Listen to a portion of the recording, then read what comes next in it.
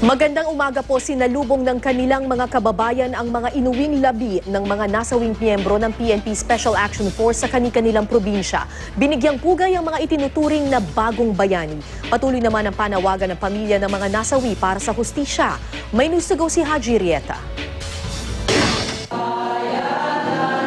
Taimtim ang isinagawang send-off para sa 13 nasawing staff members na tubong Cordillera. Bukod sa misa, nagkaroon din ng honor walk para ipakita ang pagkikidalamhati ng kanilang mga kababayan. Sinundan ito ng pagpalipad ng mga puting lobo. Naiwi na rin sa kanyang tahanan si Piotr Franklin Cadap Danao sa Tinok, Ifugao. Sinalubong ito ng mga opisyal ng LGU Tinok, PNP, mga kaibigan at kanyang kababayan. Sa mga laala na lang binalikan ni Ginang Anastasia Kapinding ang buhay ng kanyang anak na si P.O.1 Loreto Kapinding. Sa gitna ng hinagpis, panawagan ng pamilya ang hustisya para sa kaanak.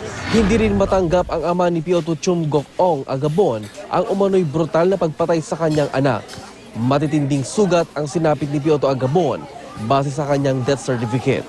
Hindi na ako maka-explain sa nangyari sa anak ko. Dapat mapatay lang sa normal na matay. Hindi yung gano'n na yung dito, basag dito. Matinding galit din ang nararamdaman ng mga kaanak ni Piotr Rodrigo Acob Jr. Ayon sa ama ni Acob, Berdugo Mano ang nasa likod ng pagpatay sa kanyang anak. Isang hero's welcome ang ibinigay ng munisipalidad ng Morong Bataan sa pagdating ng mga labi ni Piotr John Lloyd Sombilya.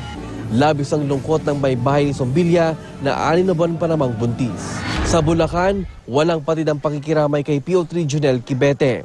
Kahit hindi ka anak, bumubuhos ang luha sa sinapit ng kababayang pulis. Magkasabay na dumating ang mga labi ni na Inspector Renny Tairus at Piotr Virgel Villanueva sa Pagadian City Airport.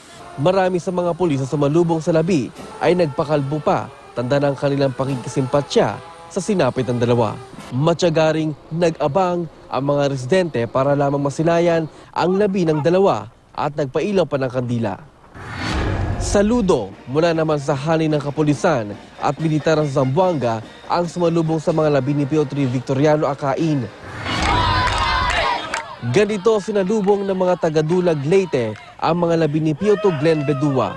Ang kanyang pamilya doblang hinagpis dahil hindi nila masilayan ang labi ng anak dahil nasa advanced stage of decomposition na ito.